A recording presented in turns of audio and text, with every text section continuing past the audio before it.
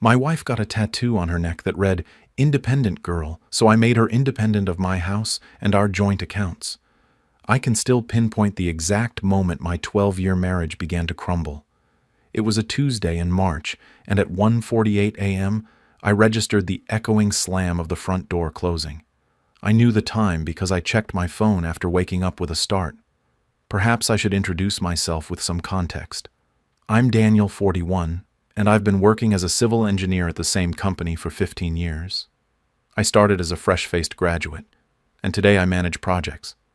I'm not a millionaire, but I earn comfortably enough that Jennifer, my 38-year-old wife, never had to worry about the bills. We met in college, got married a year after I graduated, and moved to a friendly Denver suburb where we bought a 4-bedroom house. We never had children, not for lack of trying, but after several years we understood it wasn't in our plans. We lived what I considered a comfortable life: weekend getaways to the mountains, a couple of vacations a year, occasional dinners with friends, nothing ostentatious, but stable and happy. At least that's what I thought until that night. Jennifer came in making more noise than someone trying to be discreet. The erratic click of her heels, the jangle of keys hitting the counter, the scarf brushing against the hallway cabinet. I pretended to be asleep, but in reality, every creak put me on high alert. When she finally slipped into bed, a new scent hit me. An expensive perfume mixed with cologne, nothing of mine, something woody and sophisticated. It wasn't the first time that week she had returned past midnight with vague excuses about networking events or girls' nights with her colleagues Sarah and Melanie from the marketing agency where she works. I turned over silently, making my back a wall, and decided we'd talk in the morning. Even so, I didn't sleep a wink. I lay fixated on the bedroom ceiling, wrestling with the standard question: is she cheating on me? Am I going through a midlife crisis? I'm an engineer. I like data and logical conclusions, but marriage isn't solved with calculations. It's an emotional minefield. At dawn, while making coffee, I ran through scenarios in my mind. Should I confront her instantly or look for more solid proof? Then I heard her head to the shower, and unable to stop myself, I opened her purse on the counter. I had never snooped before. We respected our privacy, but this time, something commanded it. I found a receipt from a downtown restaurant, a $237 charge for dinner for two dated the previous day. As I was putting it back, a card for a tattoo studio called Ink Soul popped out, with a quote dated for yesterday afternoon. Jennifer always said she wanted a tattoo but never did it, afraid of needles. What was all this about? When she returned to the bedroom, she was wearing a low-cut blouse I had never seen. As the sheet slid down, I discovered the fresh ink on her collarbone. The phrase "independent girl" in cursive, still red and inflamed. "What the hell is this?" I blurted out, unable to compose myself. "I got it yesterday at Ink Soul downtown. It's permanent. I don't need your permission, Daniel." She looked at me defiantly. "This defines who I am now, an independent woman." I gripped the coffee cup to keep from exploding. She was no longer the grateful wife with clear finances, but a rebel who renounced what she called my limits and my concept of security. "And who was I before?" I asked, hurt. "A boring guy with a monotonous schedule and middle-class expectations. I'm turning 40 and I want to rediscover myself before it's too late," she replied, pouring coffee with disdain. From then on, everything spiraled. What we had built, the house, the projected retirement, was now a prison. My commitment to the future, a proof of my control. "If you thought I was cheating, why didn't you talk to me?" I challenged her on one occasion. She laughed and retorted that my way of planning everything was the problem. "Life isn't meant to be organized, Daniel. It's meant to be felt," she spat while grabbing her purse. "I'm wasting time. I'll be late for work." And so the days passed. She came and went without notice, tense silence on weekends, and getaways with friends she never introduced me to. One Saturday, my friend Mike came over to watch the game and immediately noticed my distress. I told him the story of the lonely nights, the tattoo, the growing distance. Mike nodded. His wife went through something similar last year and called it 40s panic. My cousin went through that, First a tattoo, then new friends, and eventually he discovered she was with a CrossFit instructor, he warned. You have to protect yourself. Advise yourself and figure out exactly what's going on. One day the notification arrived. $80 withdrawn from our joint account. I asked her, and she just shrugged. I needed to refresh my wardrobe for this new stage. Don't you think we should discuss such big purchases? Jennifer rolled her eyes. Do you think I need your permission to buy clothes? It's not about permission, Jenny, I retorted. It's about respect and partnership. Eventually, she disappeared for an entire weekend and returned with bags from Nordstrom and Saks, another $950 in 2 weeks without plausible justification. I saw her card maxed out, $8,400 out of $10,000 available. It all started without a single word of warning. Receipts for dinners at luxury restaurants, bar tabs appearing frozen from the month, exclusive brand clothing tags tossed around the house, and I knew nothing of it. When I tried to initiate a dialogue, she gave me a theatrical sigh like a worn-out parent. Money comes and goes, she said, shrugging. We've been too obsessed with saving for a future that might never come. I live in the present. And she added with that arrogance that was becoming familiar, maybe you should try it too, instead of being so boring. That same night, she dropped another bomb. She would be leaving from Thursday to Sunday for a leadership retreat her company had rented in a cabin, but something in her evasive look set off alarms. Where exactly is it? I asked, forcing my voice to sound casual. In Aspen. Aspen, a leadership retreat. Yes, she replied dryly. You know how busy I am. While she slept, something pushed me to cross the line I never thought I would. I checked her phone. I know it's an invasion of privacy, but something inside me needed proof, and I found it. Messages with a certain Robert Finn described as my boss in her texts. The leadership retreat turned out to be a weekend getaway to a luxury resort in Aspen. A suite for two, $800 a night for 3 nights, charged to our joint card. I put the phone back exactly where it was and got into the shower, my heart pounding in my chest. When I got out, I understood that what was before me was not only sentimental betrayal, but also financial. I decided to delve into the numbers. I reviewed every statement for the last 6 months. I discovered 3 new credit cards opened in my name with cash advances taken to the limit and minimum payments charged to our joint account. Expenses for clothing, jewelry, exclusive restaurants, and hotel rooms. I calculated this had been going on for over half a year. In the following weeks, I became a silent observer of the disintegration of my own marriage. The woman who used to prepare pancakes on Sundays and share the newspaper with me barely spoke to me.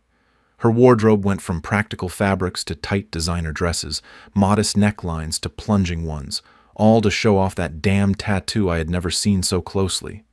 Shopping bags littered the house with the price tags still hanging, $430 for a blouse, constant notifications of account withdrawals. Her phone always face down, passwords changed every week. Not one conversation in my presence, and her friends, names unknown until then, had become central characters in her new life. One day, returning from the mail, the neighbor stopped me.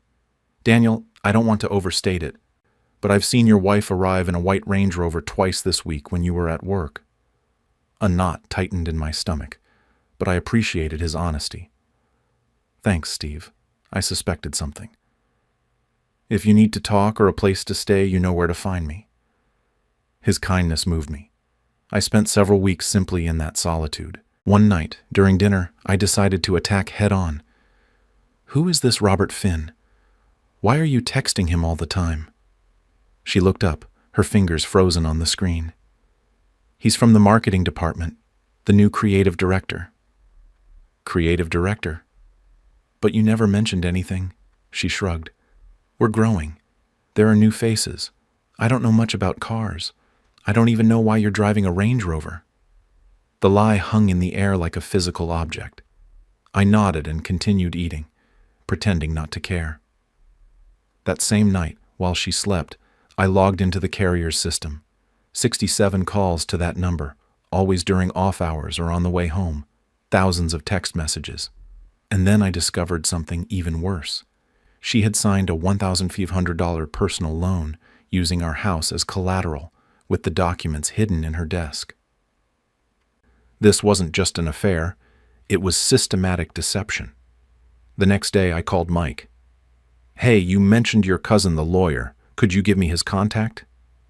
That morning at breakfast, I spoke aloud what I could no longer bear. "We need to talk about this." She, without even looking up from her toast, typed again. "Don't start with your drama, Daniel. Or is it that you're involved with Robert?" She didn't deny anything. Instead, she reproached me. "You suffocate me with your retirement plans and spreadsheets. I gave you total freedom, even financial, and this is how you repay me. By usurping my independence?" I replied in a whisper. "Independence doesn't include stealing from your partner." She stood up, grabbed a $200 Gucci bag I had never seen, and said, "I don't have time for this. I'm having lunch with some friends." She paused at the door and added, "Don't wait up. I'm going to a new club downtown." I was left alone in the kitchen, staring into space for a long time. How had I gone from a seemingly happy marriage to this farce in a matter of months? Soon after, I received another message from Steve. "White Range Rover, at the Ritz-Carlton downtown. Just wanted to let you know." No more was needed. I got in my car and waited in the lobby. I saw Jennifer with that impeccably groomed guy, designer watch, perfect hairstyle, sitting at the bar, so carefree. Instead of making a scene, I took out my phone and snapped photos. Then I drove to a cafe, searched Google for best divorce lawyers in Denver, and saved several contacts. At 1 a.m., when she returned smelling of expensive perfume, I feigned sleep. In my mind, there were no dreams, just calculations. How to destroy that retirement fund without sinking myself. "Are you awake?" she whispered, nudging me in bed. I kept silent and breathed calmly. I had already hatched my revenge. Her independent girl tattoo was about to become the most expensive one of her life. The next morning, I called Catherine Mills, supposedly Denver's most ruthless divorce attorney. And this time, the battle had just begun. Catherine's consultation fee was $500 an hour. "It was the best money I ever invested," I commented, recalling what she had told me. After hearing my story, Catherine assured me that there were solid grounds for a divorce suit based on adultery and financial misappropriation. But she warned, "If you want the best outcome, we must be strategic. Don't confront her again. Don't say you're planning anything. Keep gathering evidence, but without alerting her. I want to protect what belongs to me." I nodded. The cold glint in her eyes said it all. The plan had to be executed with patience. That weekend during breakfast, Jennifer dropped another bomb. "I'm hosting a dinner here tomorrow night." I looked up from my newspaper. "A dinner? Since when do you cook or host on Sundays?"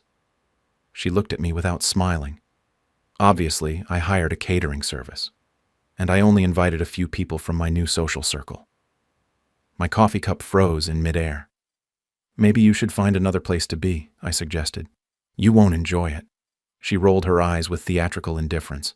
"That's why I need space. Negotiating with you is exhausting. Marrying someone so ordinary." The word ordinary hurt more than I imagined. After 12 years together, that was her view of me. I calmly closed my newspaper.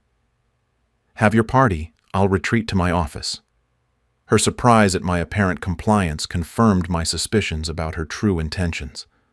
On Sunday around 7 p.m., I texted Catherine, "Plan in motion. I'll greet her and her friends. I'm documenting everything tonight." "Perfect," she replied.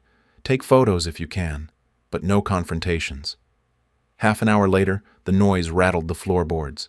I went down to my living room and found it turned into a nightclub, furniture stacked against the wall, expensive champagne bottles everywhere, a catering crew who looked bewildered. And in the center, Jennifer dancing very close to a tall man whom I instantly recognized as Robert, slicked back hair, luxury watch, hands shamelessly exploring the curve of her back. She was wearing a backless dress that surely cost more than my monthly car payment. I stood on the landing, filming the scene with my phone until someone threw a glass of red wine onto our white sofa, the one we took 6 months to pay for. That was the limit. I turned off the music and turned on the lights. The murmur instantly ceased.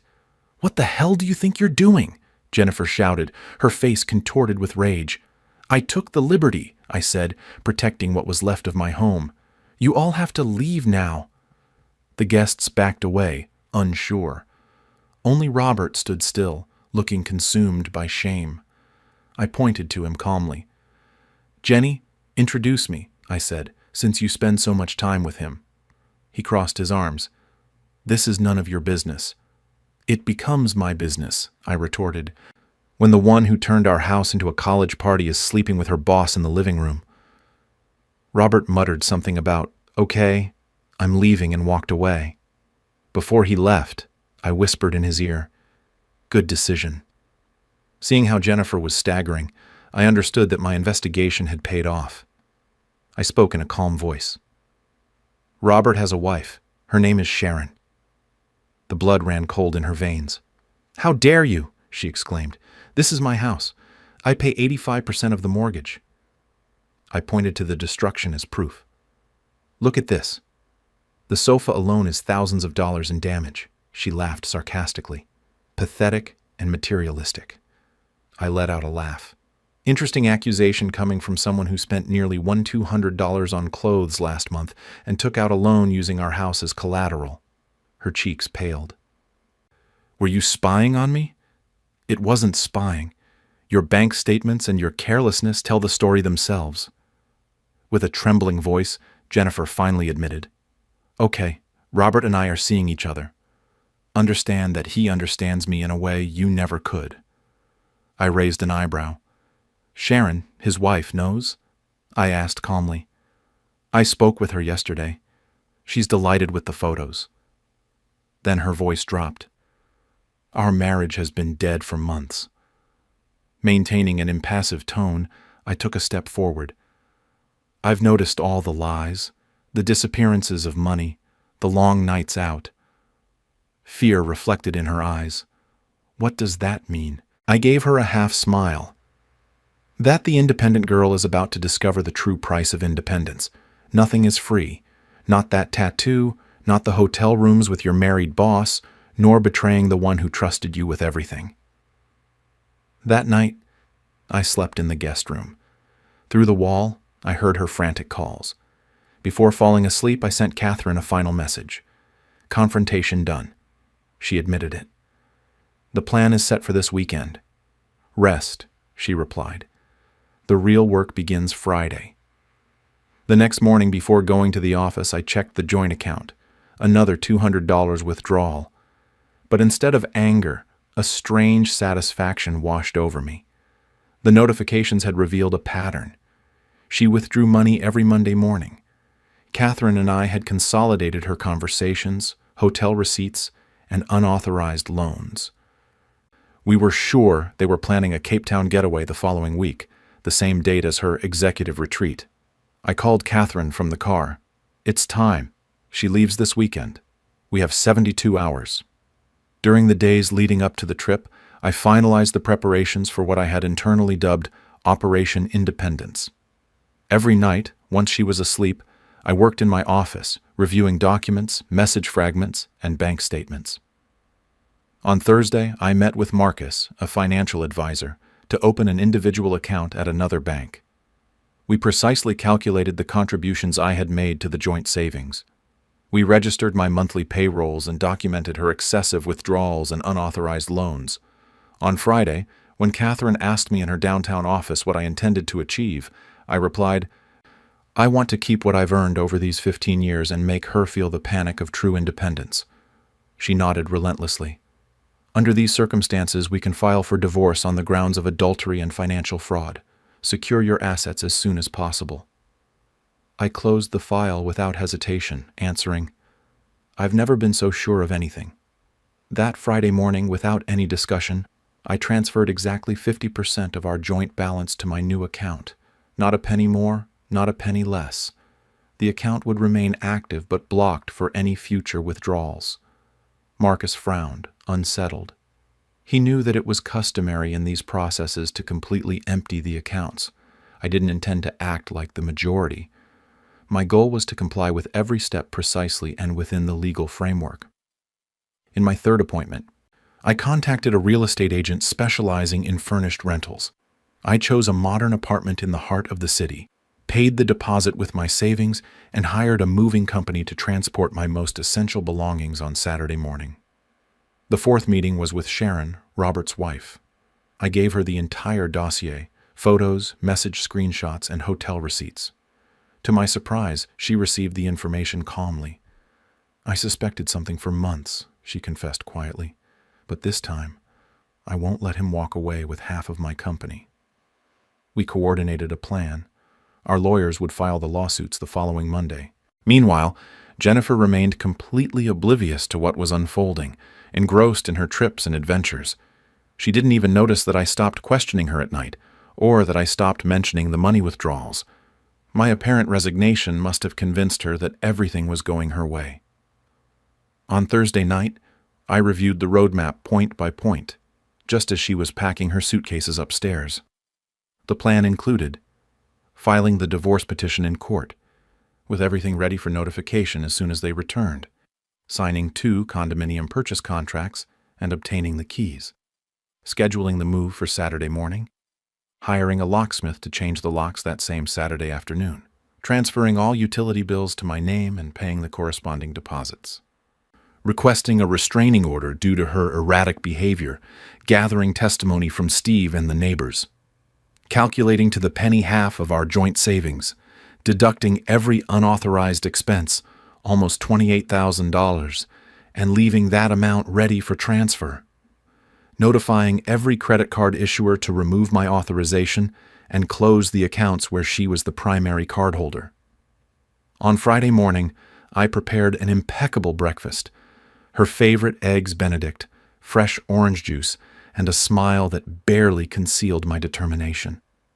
She seemed disappointed. Perhaps she expected my usual resentment. "You look happy," she asked suspiciously. "Sometimes a little space is good for both of us," I replied, helping her load her suitcase into the car. "Drive safely to the airport."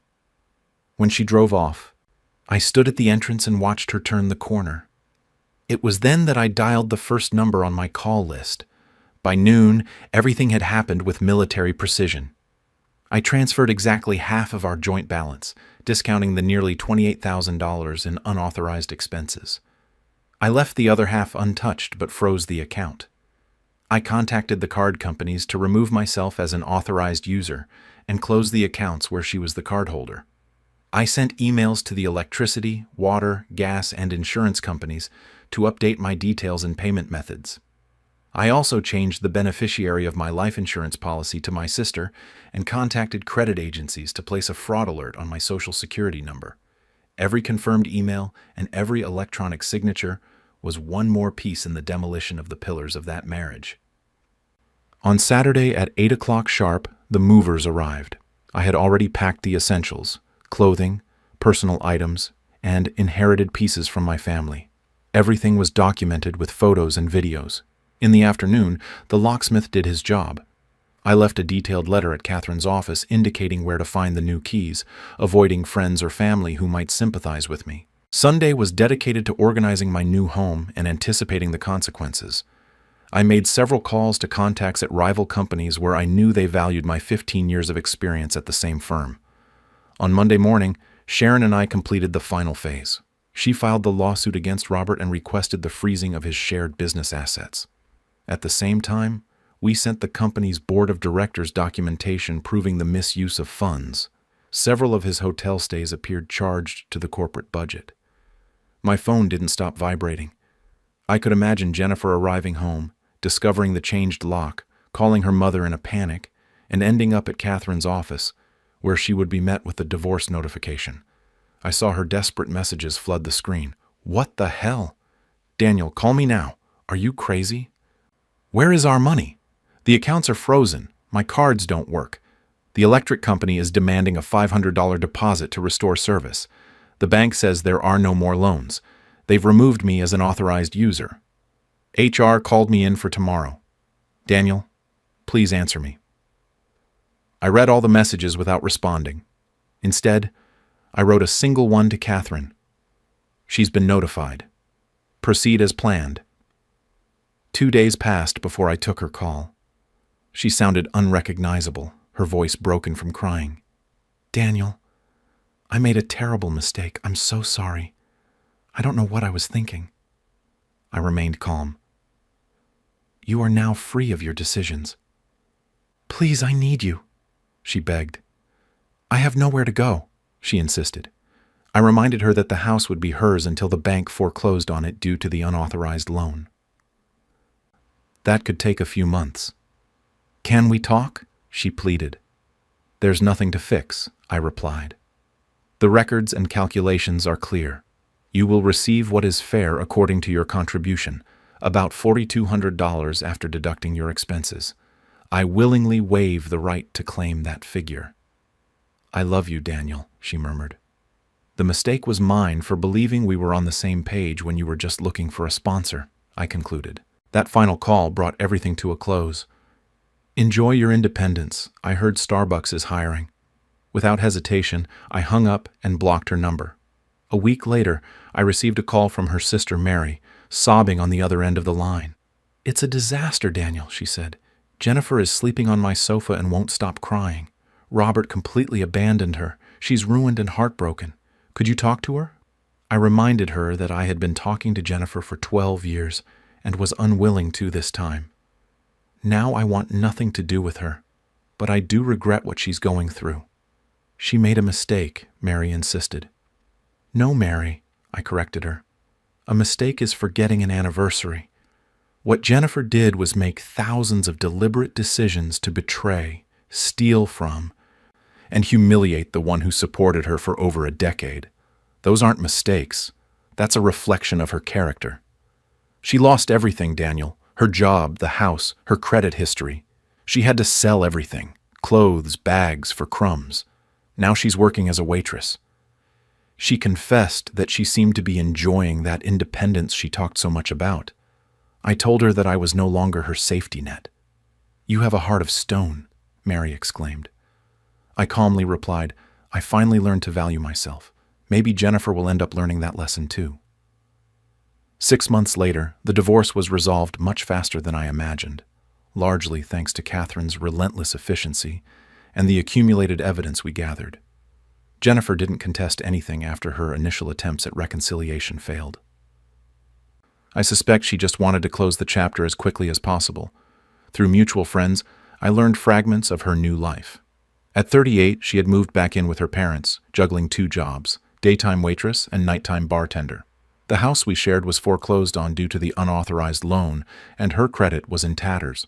She even tried to laser off the tattoo that reminded her of her independence, but couldn't afford it. I, on the other hand, was thriving.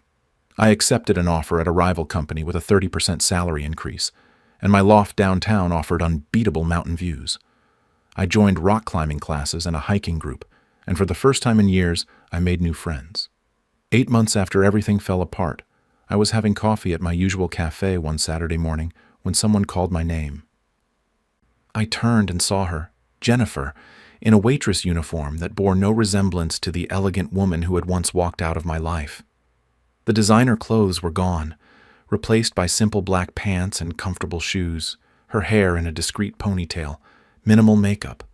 Only the tattoo peeked out from her neck, reminding me of the symbol of her former promise of autonomy. "Daniel," she murmured in a thread of a voice. "I didn't expect to see you here," I replied. "How are you?" She forced a shy smile. "Do you really want to know?" For a moment I wanted to get up and leave, but curiosity won out. I gestured to an empty table. "I have a few minutes." We sat in silence. It felt surreal, facing the person who had been the center of my world, now feeling like a complete stranger. Finally, she spoke. "I'm sorry," she said, looking down. "I know it won't change anything, but I truly am sorry." I nodded slowly. "Tell me what happened. I really don't want excuses about a 40s crisis. I want to know what was going through your head." She looked up, reflecting as she played with her coffee cup. "I don't know if I can explain it logically. I was approaching 40 and I panicked. Robert started paying attention to me at work. He made me feel special, desired. He talked about the exciting life we could have together. I got swept up in that fantasy, and to pay for that dream, I wasted the money from our house loan." She grimaced in remorse. "He had very expensive tastes. I was trying to become the kind of woman he wanted. I promised him we'd leave Sharon, start a business, and never have to worry about money." She let out a bitter laugh. "I was stupid." "Yes, you were," I countered. "And you didn't leave me because I made mistakes. You left me because you were cruel. You scorned me. You mocked our life. You called me boring. You treated our marriage like it meant nothing." Her eyes filled with tears. "I know. I said those things so you would look like the villain, and I would be the victim who deserved happiness." It was easier than admitting I was destroying something valuable for a fantasy. We kept silent. Then I asked, "How are your parents?" "They support me," she replied. "They're disappointed, but they're on my side. I'm saving up to get my own place, or at least to pay for the laser removal of the tattoo in a few months." I smiled softly. "Well, I'm going. I have a climbing session at 10. Rock climbing is what I do now." She looked surprised. "Wow, you're not as boring and ordinary as you said." "No," she whispered, offering a half smile. "Take care, Jennifer." As I turned to leave, she asked, "Daniel, do you think you could forgive me someday?"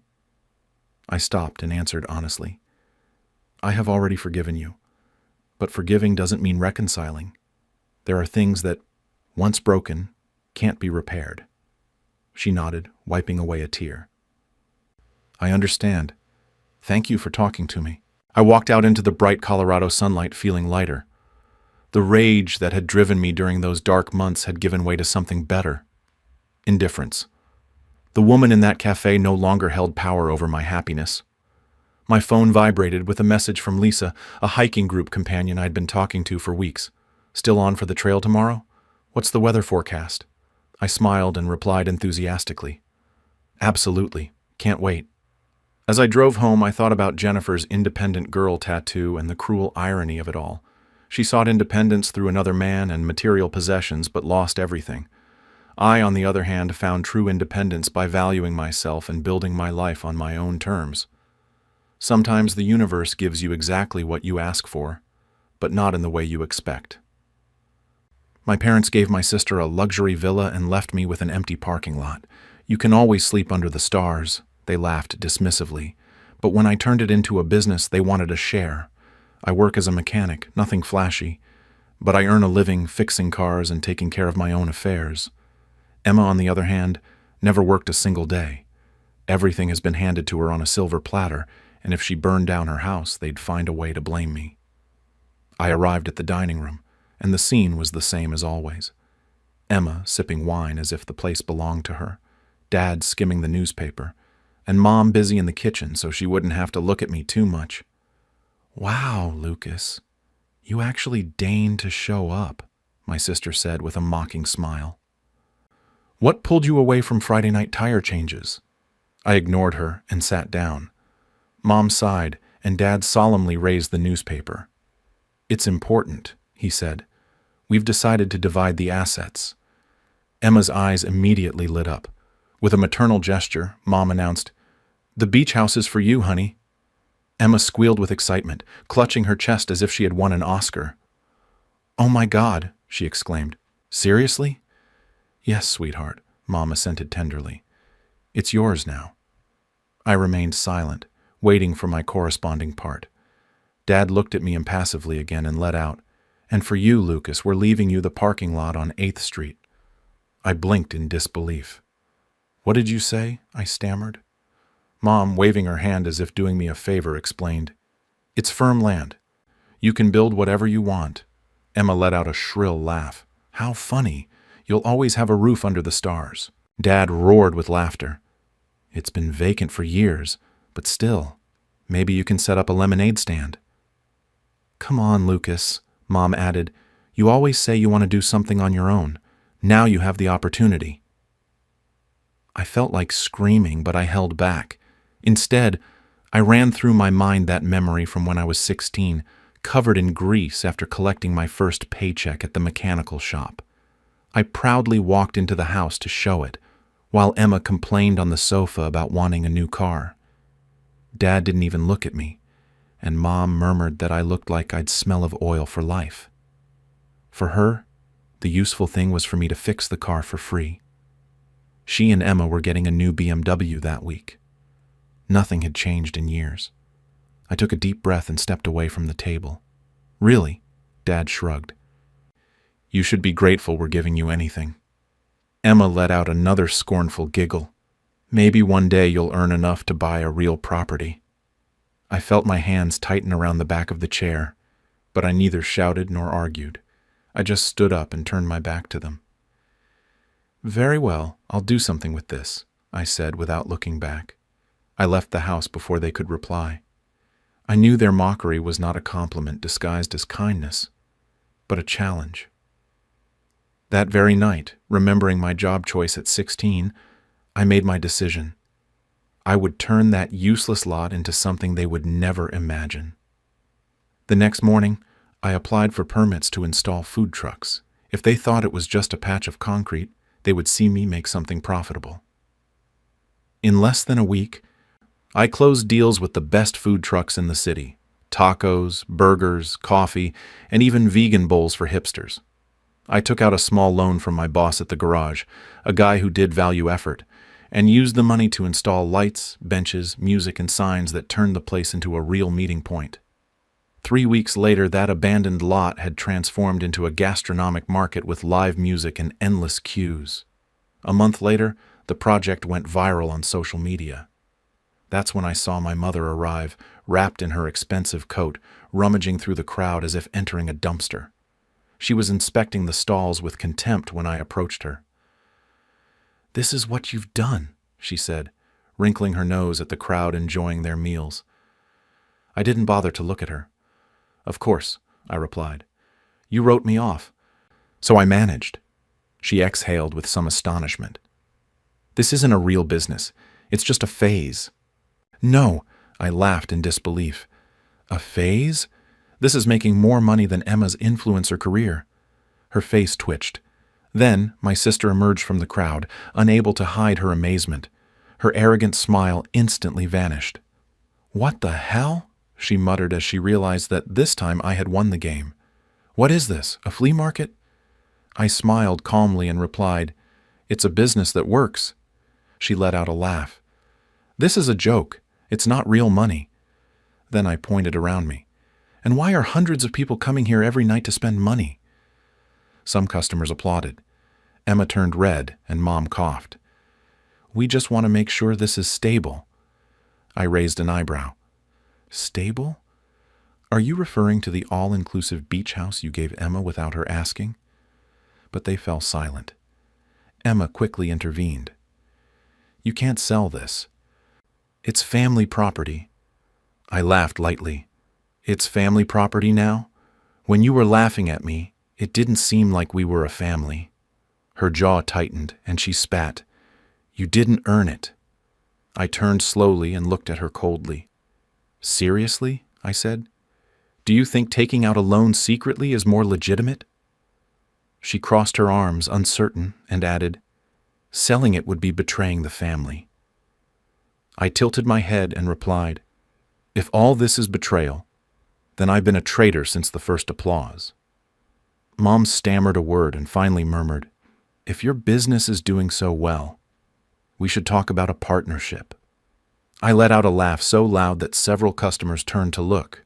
"An amazing partnership," I exclaimed. "First you humiliated me, then you asked me to back down, and now you want to profit?" Without further explanation, I turned my back and walked back to the container I rented as an office at the edge of my food truck route. Minutes later, my cell phone rang. I saw it was Mom and rejected the call. Then 2 more came in. I smiled smugly. Now they needed me. My food truck park was the busiest spot in the city. Live music, weekend events, a VIP area, influencers queuing to get in. I was earning in a month what used to take me a year to put together at the mechanic shop. A couple of days later, the calls stopped. I was in the parking lot supervising a delivery when I recognized a voice. It was Emma, arms crossed, but no longer haughty, but pleading. I raised an eyebrow and said, "Did your car break down?"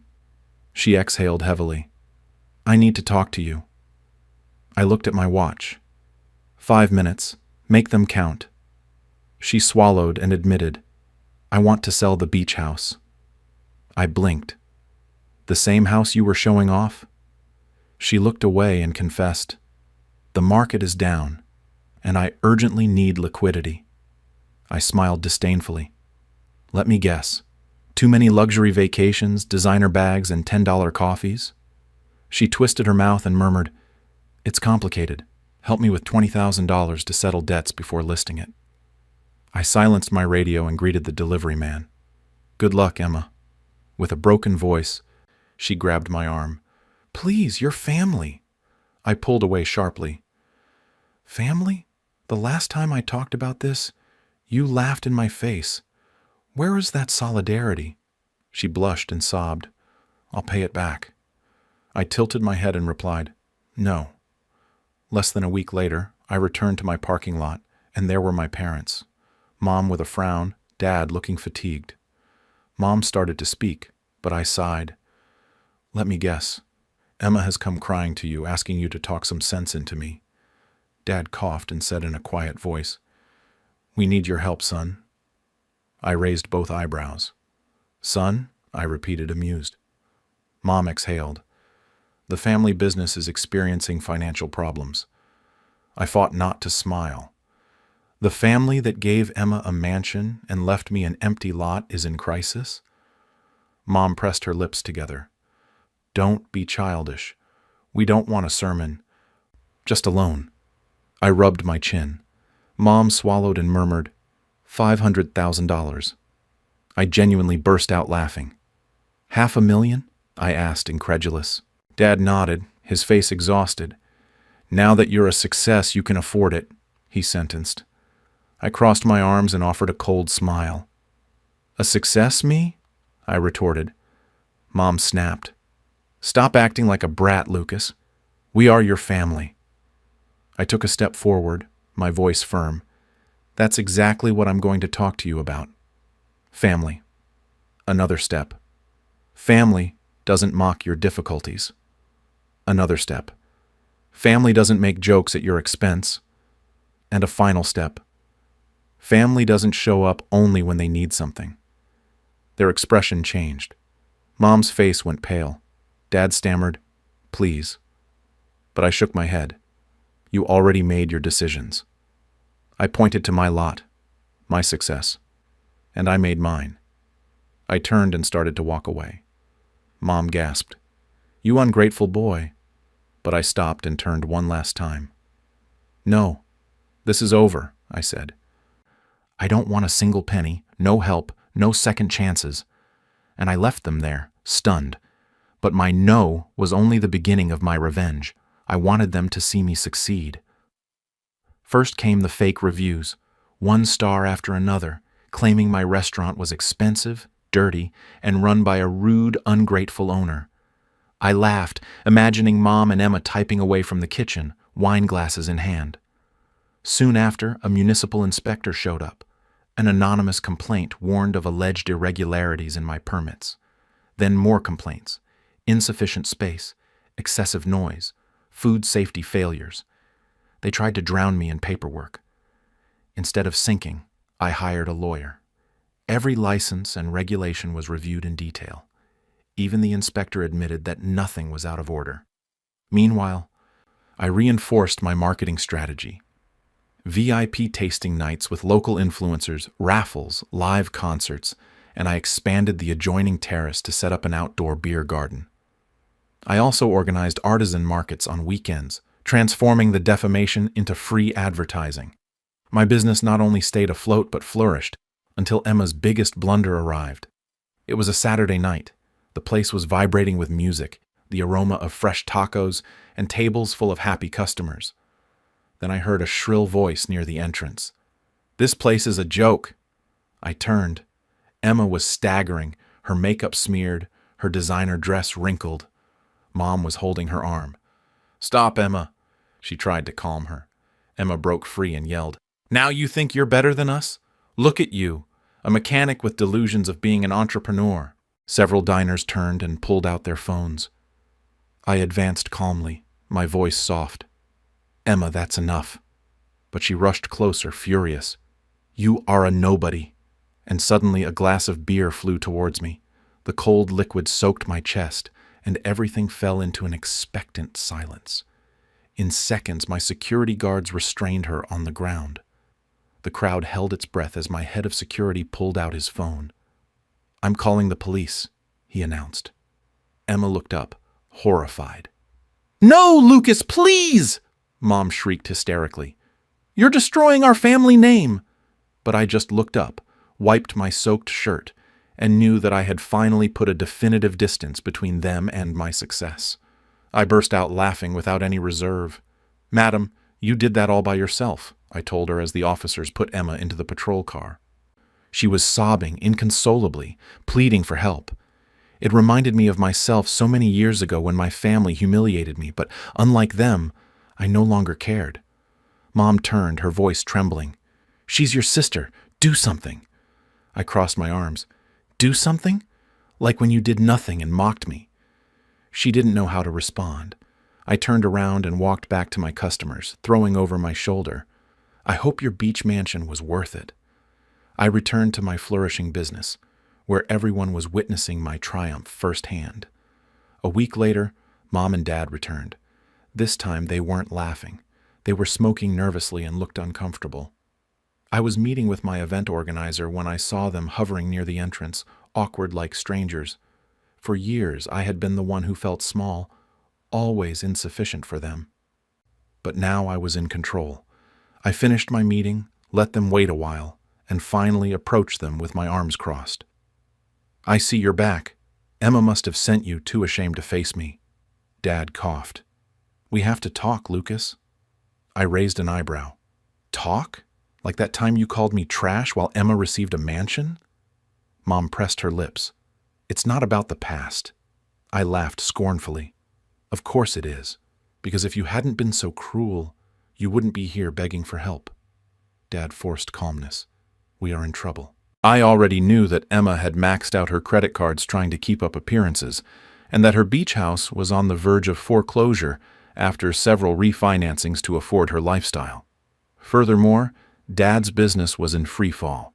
The economy collapsed, and his longtime partners abandoned him. And no, there was no other lifeline but me. He exhaled. We are family, and families support each other. I laughed even harder. How ironic. You never cared about my luck. Now that you're broke, you show up begging for aid. I leaned in, my voice low. Am I spiteful? Not at all. Spiteful would have been buying your house just to kick you out. Their eyes widened. I smiled calmly. Seriously, do you think I wouldn't do it? I had been waiting for this moment. While they were drowning in debt, I had been buying properties and expanding my investments. It turns out the bank put their family home up for sale, and I was the one who pushed the bid higher. Mom went pale. No, not you. I pulled out my phone, slid the screen, and showed the confirmation email. Lucas read. Property purchase confirmed. Dad trembled. You bought our house? I tilted my head. The same one you said was no longer mine, the one you discarded like trash. Emma abused me there. Mom grabbed my arm. Please, Lucas, do whatever it takes not to take our home away from us. I pulled away. Now you know what it feels like when something is taken from you. She burst into tears, but I no longer cared. I delivered the final blow. I took a deep breath and said in a serene voice, I'm not cruel. I'll give you the house back. On one condition. Dad exhaled with relief. Anything you ask. I pulled out a pen and a previously drafted contract. You can live here, but I am the owner, and you will pay rent on time every month. No delays. Mom's face contorted, and Dad mumbled, You can't. I nodded. I am serious. I set a price above market value, high enough for them to feel every monthly payment. With shaky hands, they signed the contract. Mom pressed the pen so hard I thought it would rip the paper. I put the document away and said goodbye. A pleasure doing business with you.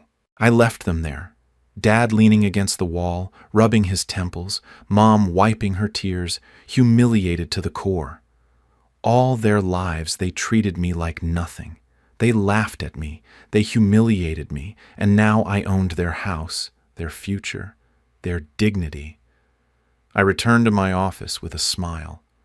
They thought I was a nobody, but in the end, I had everything.